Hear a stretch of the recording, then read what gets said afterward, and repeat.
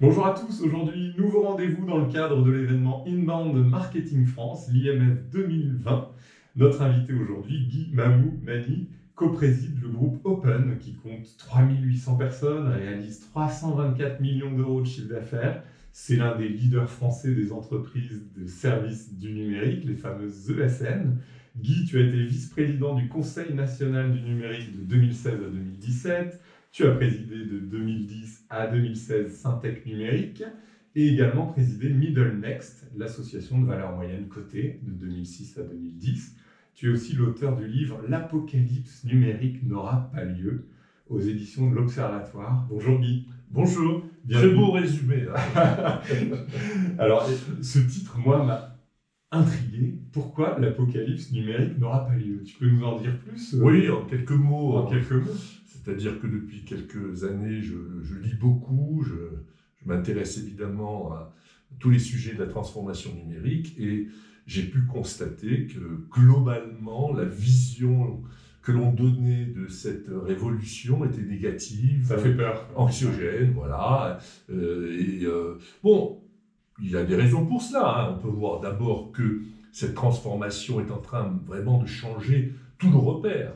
Tous les codes, le temps, la distance, l'emploi, la propriété, enfin, tous ces éléments-là sont en train d'exploser et en même temps à une vitesse incroyable. Et c'est cette combinaison qui crée une anxiété assez explicable, mais en même temps, beaucoup de gens qui se sont qui ont rajouté, quoi, et on a rajouté sur cette anxiété. Et donc, il ne faut pas avoir peur. J'ai éprouvé le besoin, justement, de compenser ça en écrivant ce livre pour montrer les aspects positifs, sans angélisme, de cette révolution. Alors, quels sont-ils, ces aspects positifs? Bien, on va en parler d'ailleurs, je crois, toute la journée, mais on voit bien que, par exemple, la santé peut être réinventée grâce au numérique.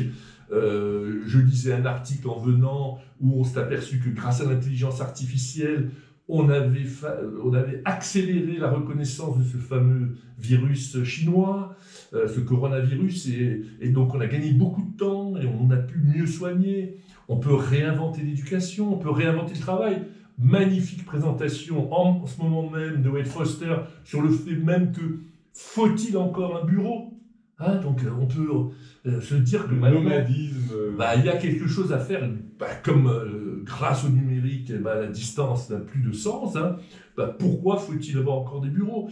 Et puis on le voit bien, les questions de propriété sont remises en cause. Est-ce qu'on achète un jeune aujourd'hui? Est-ce qu'elle achète une voiture? En tout cas, pas.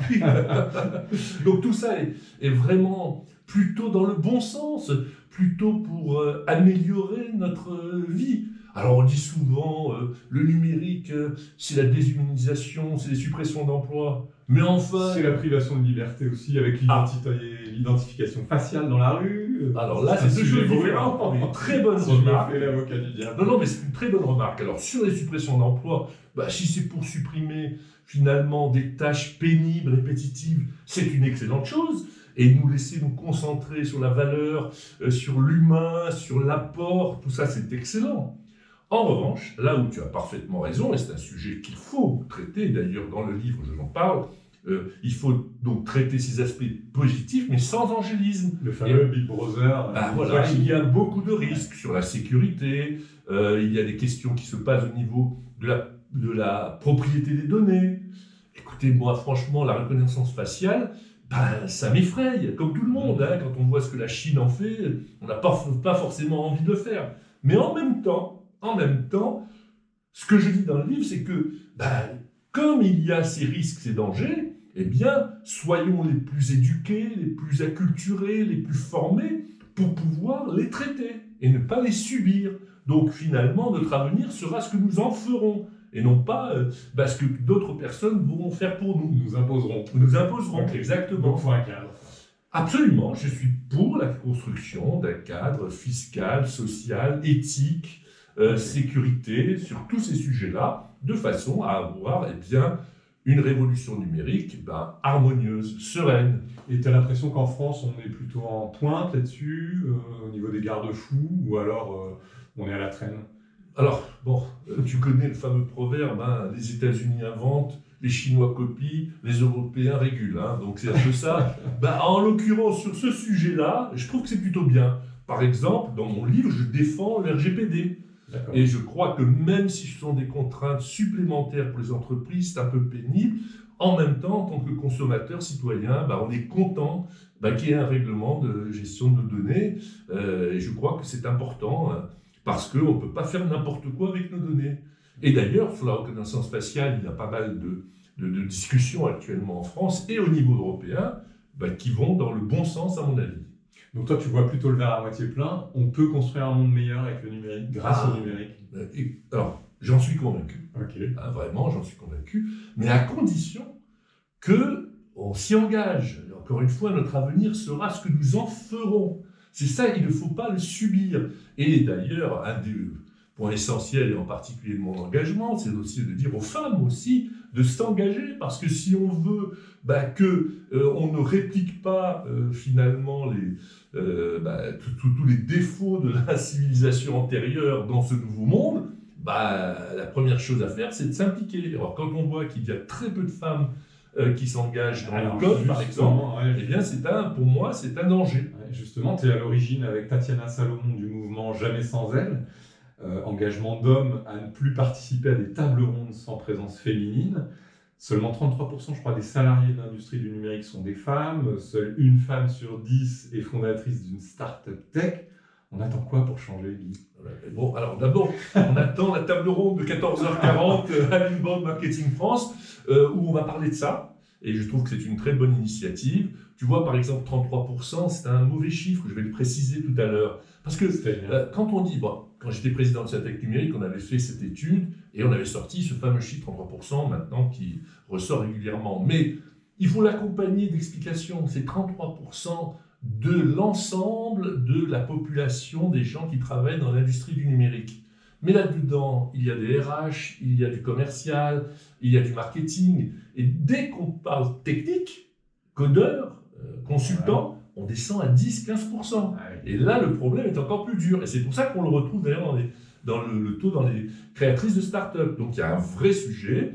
Alors, il y a eu beaucoup d'initiatives, beaucoup d'associations depuis des années. Alors Jamais sans elle, c'est un très beau projet que nous avons lancé, qui se développe énormément et qui consiste à dire, en tant qu'homme, nous ne participerons pas à une table ronde s'il n'y a pas au moins une femme. Voilà. Bon, déjà, c'est pour augmenter la visibilité des femmes. Mais ça ne suffit pas. Donc, d'ailleurs, Jamais sans elle se développe maintenant, fait signer des chartes dans les entreprises, Microsoft, Dentsu, SAP, BNP Paribas ont signé des chartes s'engageant de façon très importante dans la présence des femmes dans les différentes réunions. Et puis, je soutiens beaucoup Jean-Michel Blanquer, qui est d'ailleurs un des cofondateurs de Jamais sans elle, dans le fait qu'il ait instauré le coding à l'école primaire, une option sciences et technologies au lycée qui est très très importante pour l'éducation numérique. Ça passe par la formation, l'éducation. Exactement, voilà, absolument. Il a fait aussi le CAPES d'informatique, tout ça va dans le bon sens, mais ça va prendre du temps. Ce que j'allais dire, c'est quand même des profils difficiles à recruter, entre guillemets, les femmes dans le numérique, non ? Les hommes aussi, c'est très difficile. D'ailleurs, c'est une très bonne remarque, parce que, en fait, il y a une véritable pénurie de ressources. Il faut savoir qu'il y a à peu près 50 000 demandes par an, et que, à tout casser, toutes les écoles, universités, grandes écoles du numérique forment 25-30 000 personnes par an. C'est-à-dire qu'il y a un déficit de 20 000 personnes chaque année. C'est énorme. Alors, hommes ou femmes, mais qu'est-ce que nous nous disons ? S'il n'y a que 10% de femmes, imaginons qu'il y en ait 50%, eh bien ça ferait un apport de 40%. Et donc, pour des métiers qui sont quand même, franchement, moi je les défends, ces métiers, qui sont de très beaux métiers, plutôt bien payés, où vous avez du sens, vous êtes en train de changer le monde, eh bien il faudrait que les jeunes filles arrêtent de faire médecine, par exemple, et s'orientent vers de l'informatique.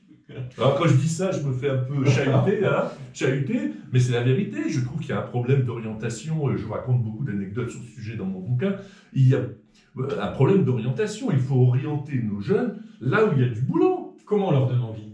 Alors bon, là aussi, bravo pour cette excellente remarque et question, ça remet en cause les entreprises du numérique aussi. Tout à fait. Voilà, ça ne suffit pas de dire il faut que nous, on se débrouille pour que ces métiers-là deviennent attractifs, qu'on les paye plus, hein, parce que pourquoi est-ce qu'on a tant d'ingénieurs informaticiens qui partent en Californie ou ailleurs? Donc il faut arriver à mieux les payer. Alors il y a d'autres questions qui entrent en jeu, hein.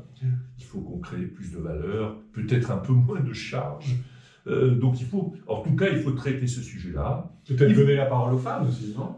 Absolument. C'est les valeurs d'exemple. Tout à fait, c'est bien l'objet de Jamais sans elle, d'avoir des rôles modèles, hein, de la visibilité, hein, tout ça c'est vrai, c'est exact. Il faut aussi que ces métiers deviennent peut-être moins pénibles aussi à certains endroits, hein, et qu'on les valorise bien sur la valeur ajoutée. C'est d'ailleurs la grande idée, hein, du changement de SS2I en ESN, hein, qui avait été fait sous ma présidence du Syntec numérique, hein, c'est outre de changer les business models, c'est de changer aussi l'image de ces entreprises vers plus de valeur et plus de RSE, plus d'accompagnement de ses collaborateurs, d'évolution des collaborateurs. Comment ça se passe chez Open?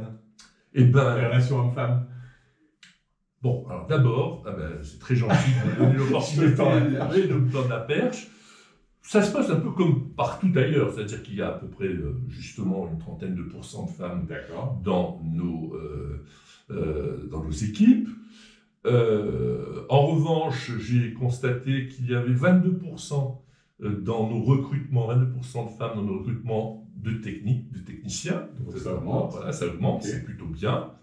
Et puis, vous savez qu'il y a eu un index qu'on nomme index Pénico, enfin, Le fameux voilà, l'index d'égalité salariale homme-femme. Hein. La majorité de la profession tourne autour de 75, hein, Open est à 94. Félicitations. Voilà, j'en suis très fier. D'abord parce que, à titre personnel au moins, il y a une cohérence, hein, entre mes engagements et puis ce que l'on voit dans le quotidien chez Open. Et puis j'espère, parce que ce n'est pas encore tout à fait une réalité, que ça va donner plus d'attractivité à Open pour que des jeunes femmes nous rejoignent, voire des hommes qui seraient fiers d'être dans une entreprise qui respecte l'égalité salariale homme-femme. Bien accompagné. Voilà. On est à l'Inbound Marketing France. C'est quoi ta définition de l'Inbound et comment tu abordes ce sujet-là? Bon, alors je sais bien qu'à l'origine, l'Inbound, c'est vraiment une stratégie très pointue d'acquisition de clients. Mais moi, je le prends différemment puisque je suis invité ici à m'exprimer.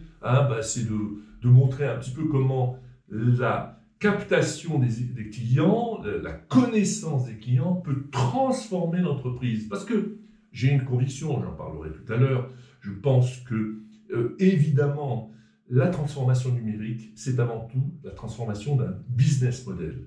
Et ce n'est pas par hasard que ça a commencé par le B2C, parce qu'il y a eu une pression des clients. Je vais prendre comme exemple l'apparition de Uber. Eh bien, c'est parce qu'on n'arrive pas à trouver de taxi à Paris. Vous voyez, les clients consommateurs qui poussent, consommateurs. Exactement, et je peux en refaire sur chacun des sujets de cette révolution. Donc au départ, c'est quand même le client qui est moteur dans cette transformation. Alors d'où ça vient? Ça vient de la révolution sociétale que nous sommes en train de vivre. J'ai commencé un peu par ça en disant, par exemple, la notion de propriété est en train de changer, la notion d'emploi est en train de changer. Donc du coup, ce sont les mêmes citoyens qui se retrouvent clients. Et donc, ils ne veulent plus acheter de produits, ils veulent acheter un usage. Conclusion, ça remonte dans le business model de l'entreprise qui doit se poser la question, comment je fournis un usage plutôt qu'un produit et un service? Et donc là, on rentre dans l'inbound peut-être au début, mais ça va jusque l'essence même de l'entreprise. De ne pas se retrouver comme Kodak, par exemple, qui n'a pas su comprendre que les clients, ils s'en foutaient des pellicules et qui voulaient des photos. Vous voyez, c'est ça, je crois que toutes les entreprises, d'ailleurs tous les secteurs, toutes les entreprises, tous les métiers doivent en tenir compte pour se réinventer. Merci Guy. C'est un grand plaisir. Et merci à tous. Et ce podcast, vous pouvez le retrouver sur les meilleures plateformes, le télécharger, le liker, le partager. Et je vous encourage aussi à apporter vos commentaires. Merci beaucoup.